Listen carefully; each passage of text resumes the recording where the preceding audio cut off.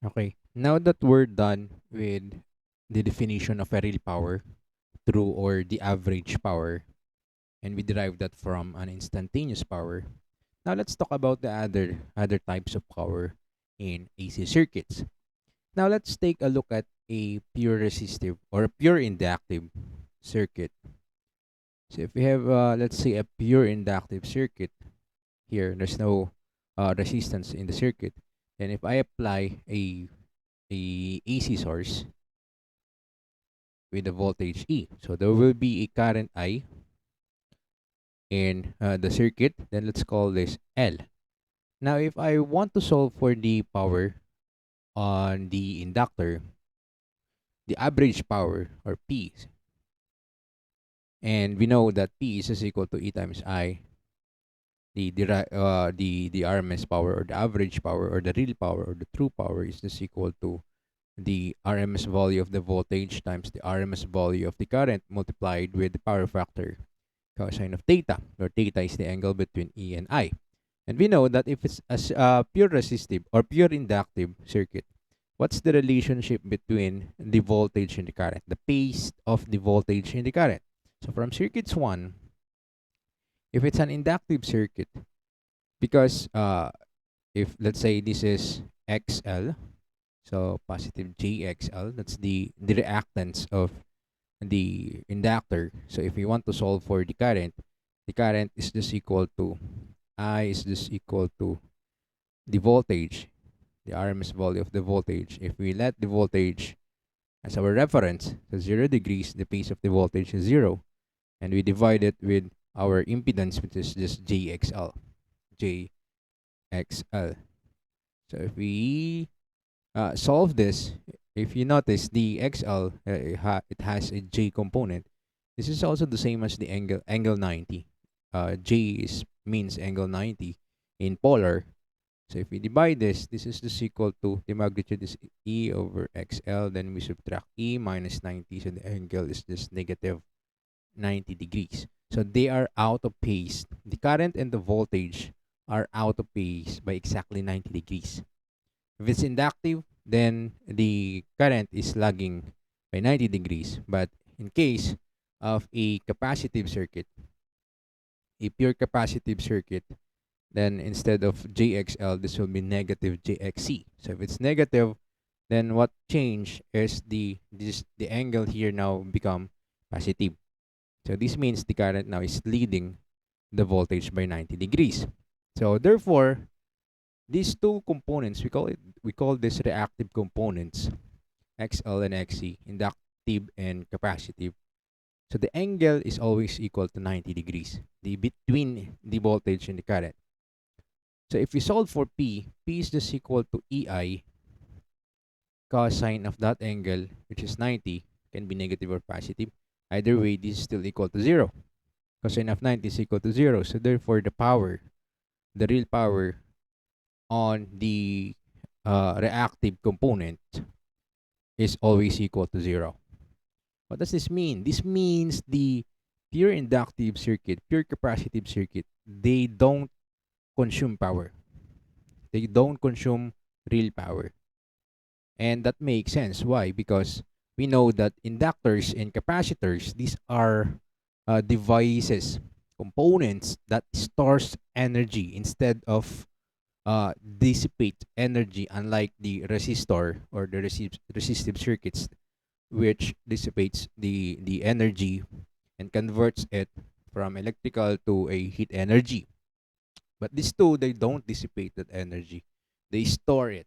So the power is also being stored in this component. It being stored and being utilized. So if you take the average of that, you store it, then you give it again, then in reality, it looks like a sinusoidal. This is power. The instantaneous power in an inductive or capacitive circuit. So if you've solved the average of a sinusoidal, it's always equal to 0. So the real power of inductive and capacitive is also equal to 0. Now, how about we have here a current and a voltage. The circuit draws current from the voltage. So Where does that power goes? What's what is the sense of solving for that power? And in this part, the reactive power, we will now define what is a reactive power. A reactive power, this is the power that being drawn by this reactive component. That's why it's called reactive power. Although they don't consume the power or dissipate the power, we can still solve them using the power that they store and give, and through reactive power. And we use letter Q to symbolize this reactive power. And the unit for, see, these are the power that is being stored power. And the average, again, is zero because it's being stored and being given sinusoidal because of the flow of the current. Then the unit for a reactive power, we use reactive or VAR. VAR stands for reactive reactive volt ampere. So this is another type of power. This is only for reactive components. They have only reactive components has reactive power.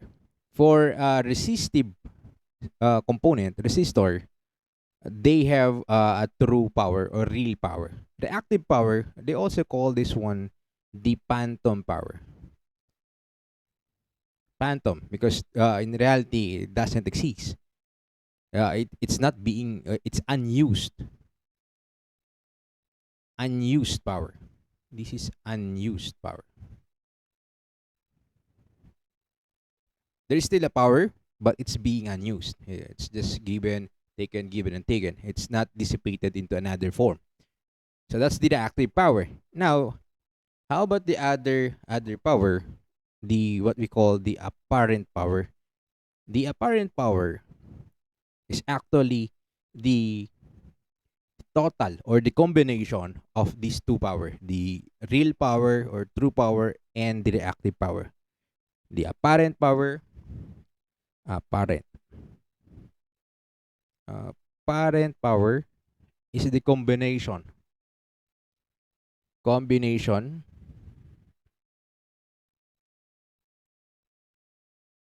of the of real and the reactive one.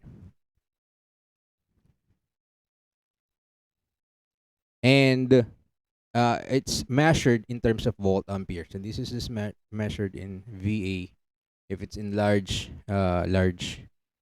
loads, kVA, MVA, and we will be using letter S as a symbol for apparent power. So this is volt ampere. And based from the unit, we can actually derive the formula from that unit, volt and ampere. So we just need to multiply the voltage and the current, and that is actually just the formula for the apparent power. S is just equal to the RMS value of the voltage multiplied by the RMS of the current. It's called apparent because here the reactive power is included, and we know that reactive power is a phantom power, unused power. It's not. It's an imaginary power. That's why it's called apparent. It's what you think it's the power, the true power, but it's not actually the true power because the true power is the real power, P, and that's the power being consumed by the resistive components. And usually, the analogy they use to describe the relationship between these three types of power, the active, and we have the other one, the real power. They use the glass of a beer. So if you have a glass of a beer, so here this is the beer part, and if you pour a bottle of beer inside this glass, what happens? There will be a bubbles, or we call this, they call this one the beer head. this beer head is the foamy part on top of a beer, and that is being produced by the bubbles coming from the gas, bubble gas from the beer. And the analogy is this foamy part here, that is actually analogous to the reactive power. You can see it. You think there is a beer at that part, but it's just a bubble. It's just a foamy part. But in reality, if you drink that, you only drink the real part, which is this part here of the beer. And when you buy this one, you buy the whole thing. And that's why it's called apparent, because you think that the total volume of the beer is the total here from at least top to the bottom of the glass. This is S. So that's the analogy. So, but if you drink it, these bubbles will turn into gas, and they're not actually part of the beer that you will be drinking. So it's not being consumed, but it's being dissipated, evaporated through the air. So it's being unused. That's the analogy between these three powers. Now, we can also draw the what we call power triangle. Power triangle. The relationship between these three powers is related as the relationship between the reactance, the resistance, and the impedance of a circuit. You have impedance is equal to also the combination of the resistance and the reactance. It's the same true as the power here. Uh, the impedance being as the apparent power, the real power being as the resistance or the resistive power, or the resistor resistance, and the reactance being the reactive powers. So we can draw the power triangle. This is the conventional way of describing and also deriving the mathematical relationship between these three. So we usually make the real power as our reference, because this is the real power. Then we have, because P and Q is the combination, and that is S. The combination of P and Q is S, but they don't have the same direction. There are two separate vectors. Our Q can be, it can be going upward, can be going downward. It depends on the type of the reactive. It can be capacitive or inductive. And if you add these two, this will be our apparent power S. And the good thing is, the angle here, this is actually theta. Theta is the angle between the voltage and the current. So if we take the cosine of that, that is our power factor. So we can derive formulas because this is a right triangle. Take note, this is a right triangle. So from this, you can derive so many formulas between these three. First, we can derive for S. We only talk about the magnitude here. And later on, we will be talking about the complex power. We will include the direction afterwards. But in these formulas, these are just the magnitude of the powers. So S here, because this is a right triangle, you're given the sides P and Q. So this is just equal to, by Pythagorean theorem, is equal to P squared plus Q squared. And again, P here is the real power or true power. This is in watts. The unit here is in watts. This one is in var. And this one is volt ampere. So this is the formula for S, or the magnitude of S. This is equal to the square root of P squared plus Q squared. Now, if I want to solve for, let's say, P using this triangle, given the volt ampere S. Now, given S, I want to solve for P, and also theta is given. So what will be the function here? P is the adjacent side of the triangle, while S is the hypotenuse. So it's adjacent, hypotenuse, you use K. K means cosine. So cosine of theta is just equal to the adjacent side, which is P, divided by the hypotenuse S. So P now will be equal to S times cosine of theta. And actually, this is also considered the formula. This formula is the formula. This the power factor. Another formula for the power factor. And here, P is equal to S times cosine theta. Now, if you look at our formula for the real power from the previous discussion, P is equal to EI cosine theta. So, by inspection, we can observe that E times I is just equivalent to S.